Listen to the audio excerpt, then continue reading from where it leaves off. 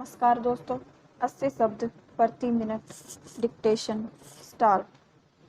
पिछले कुछ समय से वंशवाद और भ्रष्टाचार पर प्रहार कर रहे प्रधानमंत्री नरेंद्र मोदी ने जिस तरह स्वतंत्रता की 75वीं वर्षगांठ पर लाल किले की प्राचीर से इन दोनों विषयों पर विस्तार से बात की, उससे यह साफ हो जाता है कि वह इन बुराइयों से निपटने और उनके खिलाफ जनमत का निर्माण करने के लिए संकल्प ले चुके हैं।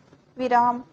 इसी कारण उन्होंने यह भी रेखांकित किया कि भाई भतीजावाद केवल राजनीति तक ही सीमित नहीं है। विराम।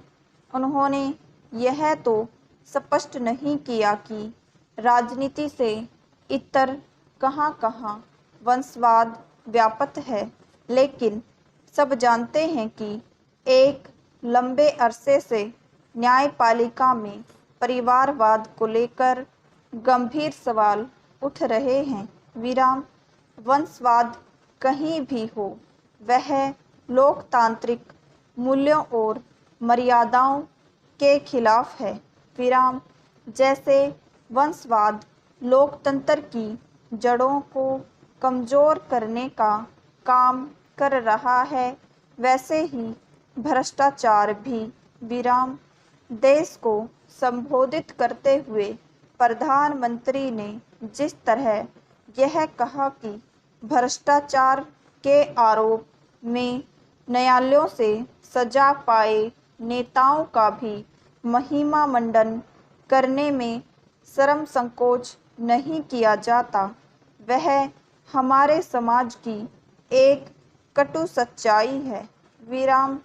अदालतों की ओर से भ्रष्ट करार दिए गए नेताओं को किनारे करना और उन्हें राजनीतिक रूप से निष्प्रभावी करना आम जनता का नैतिक दायित्व है।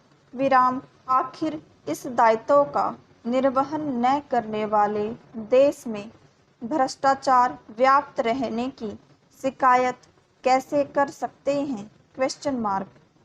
पहला, प्रधानमंत्री ने जिस तरह वंशवाद और भ्रष्टाचार पर देश की जनता को चेताया, वैसे ही उन्होंने अन्य मामलों और विशेष रूप से महिलाओं के प्रति लोगों को अपना नजरिया बदलने के लिए प्रेरित किया। विराम।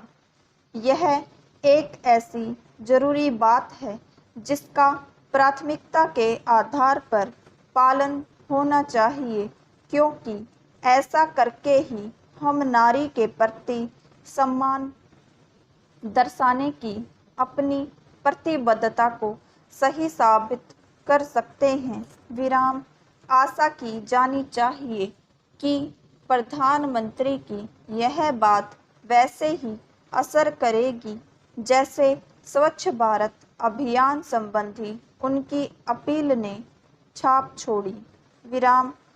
प्रधानमंत्री ने लोगों से भारत को विकसित देश बनाने, पराधीनता का कोई अंश बचने न देने, अपनी विरासत पर गर्व करने और एकजुटता का परिचय देने के साथ नागरिक कर्तव्यों के निर्वहन का संकल्प लेने को भी कहा। विराम। उन्होंने इन 5 संकल्पों को भारत को विकसित राष्ट्र बनाने के मूल मंत्र के तौर पर प्रस्तुत किया। विराम। वास्तव में यदि हम भारत को विकसित राष्ट्र बनाने के अपने सपने को साकार करना चाहते हैं, तो हमें अपना सोच और अपने तौर तरीके बदलने होंगे। विराम। जब प्रधानमंत्री देश को बदलने और आगे ले जाने के लिए संकल्प व्यक्त कर रहे हैं, तो फिर देश की जनता का भी यह दायित्व बनता है कि वह अपने हिस्से के संकल्प ले। विराम। मेरे चैनल को सब्सक्राइब कीजिएगा, शेयर कीजिएगा, लाइक कीजिएगा। कल मिलते हैं फिर एक नई डिक्टेशन के साथ।